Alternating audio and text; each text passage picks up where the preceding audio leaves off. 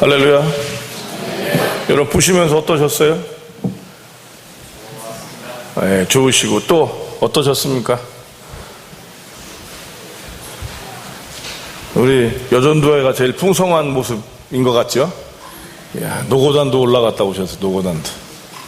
저는 걸어서 올라갔었는데 차 타고 올라가셨다면서요.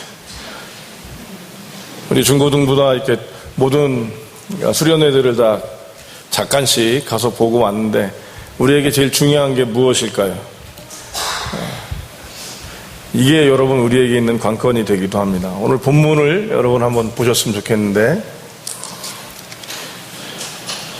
오늘 본문의 핵심이 뭡니까? 예수를 믿는 사람들은 아까도 기도할 때 말씀드린 것처럼 학위가 중요하지 않습니다. 기독교 교육학을 하는 사람에겐 기독교 교육학 학위가 필요할 수 있겠지만 예수를 전하는 사람에게는 여러분 학위가 필요하지 않음을 우리는 먼저 알아야 합니다.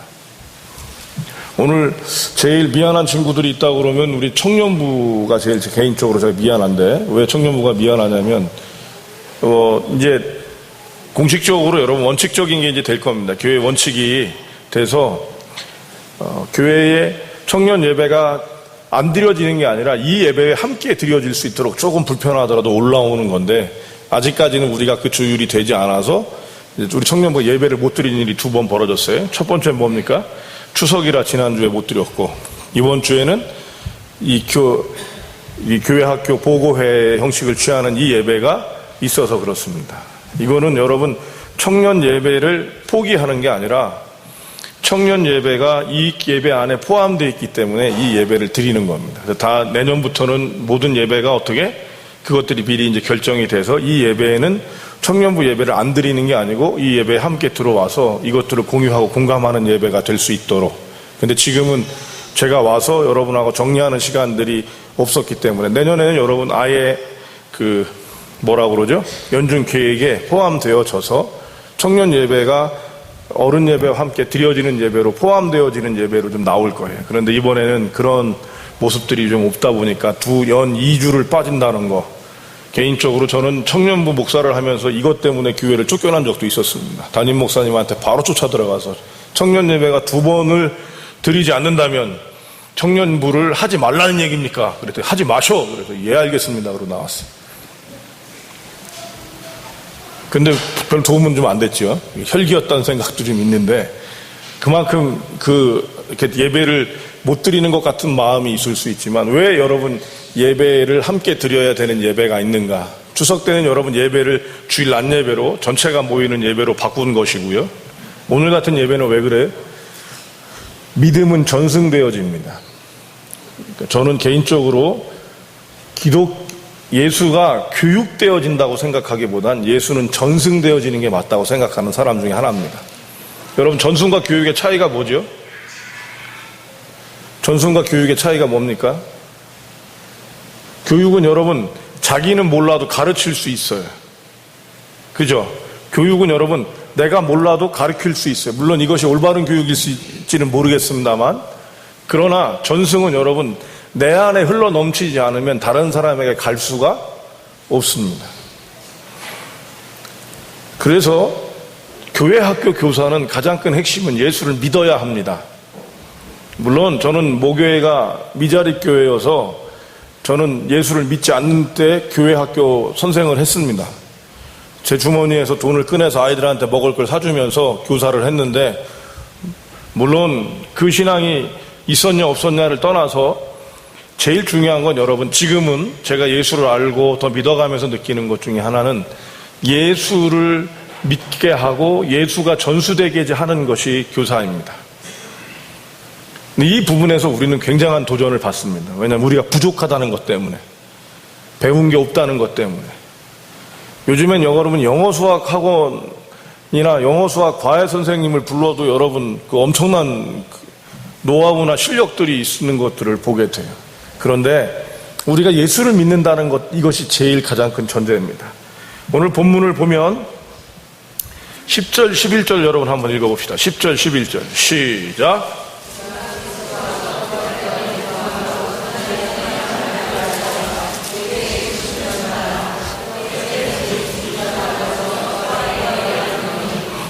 사도 바울의 가장 강력한 힘은 바로 이것입니다. 예수 그리스도의 고난에 참여함과 부활에 이르고자 하는 것. 이것이 예수 그리스도를 전하는 사도 바울의 가장 큰 핵심이었습니다. 사도 바울은 여러분 그 개인적인 커리어를 보면, 역량을 보면 이 사람은 보통 사람이 아니에요. 왜냐하면 길리기아 다소라고 하는 곳 자체가 제2의 로마라고 할 만큼 학문이 탁월했고, 그 학문 안에서 바울은 로마 시민권자였기 때문에 그 학문들을 다 습득할 수 있었던 사람이고, 그것뿐만 아니라 이 사람은 학에 능한 사람이었기 때문에 훨씬 더 탁월한 사람이었습니다. 그리고 또 하나는 뭐예요, 여러분? 이 사람들은 다른 것이 아니라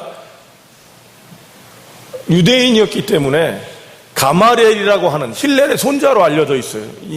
지금도 쌍두마차인데요.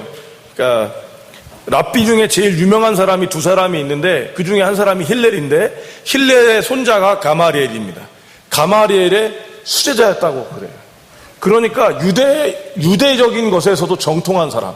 그러니까 우리가 얘기하면 모든, 지금은 한국식으로 얘기하면 서울대학교도 나오고 장신대 광나루 나오고 거기서 두 군데서 다 수석할 정도의 실력을 가졌던 사람이라는 것이죠. 근데 그는 단호하게 얘기합니다. 이것은 배설물에 불과하다라고 얘기하고요. 자기가 전하는 것은 바로 뭐예요? 오늘 가장 큰 핵심, 예수 그리스도의 고난에 참여하며 부활에 이르는 것, 이것이 가장 큰 핵심입니다. 그래서 이걸 한마디로 여러분 우리가 얘기할 땐 예수 믿는 사람이 선생님이 되어야 합니다. 그리고 예수를 전하는 것이 우리 교회 학교의 가장 큰 핵심이어야 합니다. 저는 교회학자가 아니기 때문에 이 부분에 대해서 교회에서 교육학을 전공하신 분이 불편할 수 있습니다만, 불편하더라도 저는 기독교 교육학은 뭘 전해야 되는 거냐면, 교육학의 방식을 전하는 것이 아니라 예수 그리스도의 고난에 참여함과 예수 그리스도의 부활의 능력, 부활에 이르는 힘, 이거를 전하는 것. 그리고 또 하나는 뭐예요? 내 예수님을 믿게 하는 겁니다. 아브라함의 하나님, 이삭의 하나님이 아니라 바로 누구의 하나님? 나의 하나님. 어머니 뱃속에서 모태신앙으로 있었습니다. 이 고백이 중요한 게 아니라 그 모태신앙의 하나님이 누구의 하나님입니다? 나의 하나님입니다. 고백되게 하여야 하는 것이 바로 교사의 가장 큰 본분입니다. 그거를 갖기 위해서 여러분 어떻게 해야 돼요? 나를 본받으라 합니다. 오늘 보십시오. 17절입니다. 17절 시작.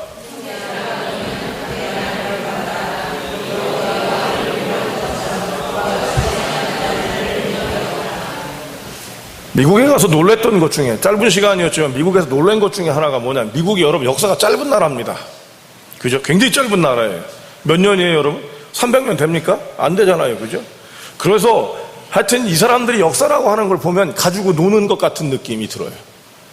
그런데 놀라운 것들은요, 온갖 족속이 다 모여있는 데잖아요, 여러분. LA에는요 180족속이 사는데, 180족속이 혈통을 따지면 아프리카계, 아시아계, 인도계, 미국 사람입니다. 이렇게 막 섞이는 사람들이 많더라고요.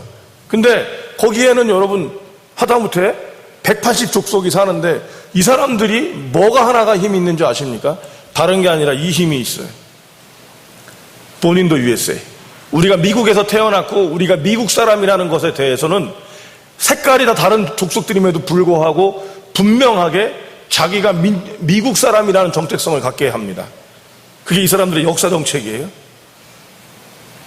그러면 우리나라는 여러분 여러 가지 요즘의 모습들을 봤을 때 참 안타까운 일들이 많이 있는데, 지금 저는 여러분께 분명하게 얘기하고 싶은 것들은, 우리 민족이 그것들을 얘기해야 되는 것도 있지만 더 중요한 것은 바로 그런 정체성을 우리가 가져야 된다. 무엇에 대한 정체성? 예수 그리스도에 대한 정체성. 미국에 오래 살았던, 지금 대학 교수님을 하고 있는 그 어카운트의 그 전공이 그것인데, 그분 집사님이신데 그분을 만나서 얘기를 하다 보니까 자기는 역겹다는 거예요. 교수인데도. 왜 역겹으니까 너무 의도적으로 집중해서 자기네가 탑이라 이거를 자꾸 가리킨다는 거예요. 그래서 애들이, 자기 아들들도 점점점 지내면서 학교를 다니면 다닐수록 뭐가 느껴지냐면, 내가 최고야, 이 느낌이 오게 한다는 거예요. 이 정체성을 주는 거죠. 그런데 여러분, 이거보다 더 중요한 것은 우리가, 예수를 믿는 우리가 그 모습들을 가질 수 있어야 하고, 선생님들이 그것들을 전해야 하는데, 그 가장 큰 핵심에 뭐가 있냐면 나를 본받으라입니다. 형제들아 너희가 함께 나를 본받으라. 누구를 본받으라는 거예요? 예수님이 하신 말씀이 아니에요. 사도 바울이 얘기하고 있는 것입니다. 그리고 나서 뭐라고 그래요? 그리고 너희가 우리를 본받은 것처럼, 자, 나를 본받으라 그랬더니 옆에 본받은 사람들이 있어요, 없어요? 있지요. 그 있는 사람들이 봐라, 그와 같이 행하는 자들을 눈여겨봐라, 지켜봐 주는 겁니다.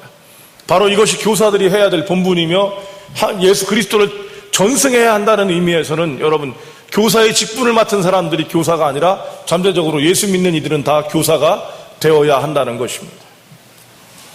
우리 교회가 오늘 이제 이 모습들을 갖지만 저에게는 그런 목적이 있습니다. 한번 따라서 여러분 하시겠습니까? 위대한 크리스찬은 하나님을 만나기 전에 위대한 크리스찬을 만난다. 그게 누굽니까? 바로 당신입니다.